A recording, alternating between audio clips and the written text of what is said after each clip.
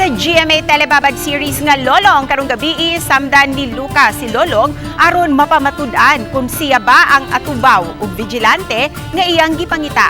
Samtang isaysay ni Isabel sa pari sa ilang lugar nga iyang ikampanya si Marco Medrano sa gitinguha ni ining posisyon. Di kalipay usab sa mag-inahang sila si Donna ug Martin ang gihatag nga suporta ni Armando alang sa kampanya sa ilang anak. Sa laing bahin, makaila ni Lolong ang lalaki nga nagmotorsiklo. Masayra niya nga kini walay lain kundili si Benjo nga anak ni Abet. Magkitaay sila si Benjo ug Abet apan masuko si Abet sa amahan. Samtang taliwa sa pagpangampanya ni Marco adunay mamanhig.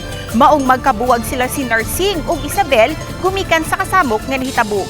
Busa mga kapuso, sundi ang nagkanindot nga istorya sa kinabuhi ni Lolong matag Lunes hangtod Biyernes human sa 24 oras dinhi lang sa Kapuso Network.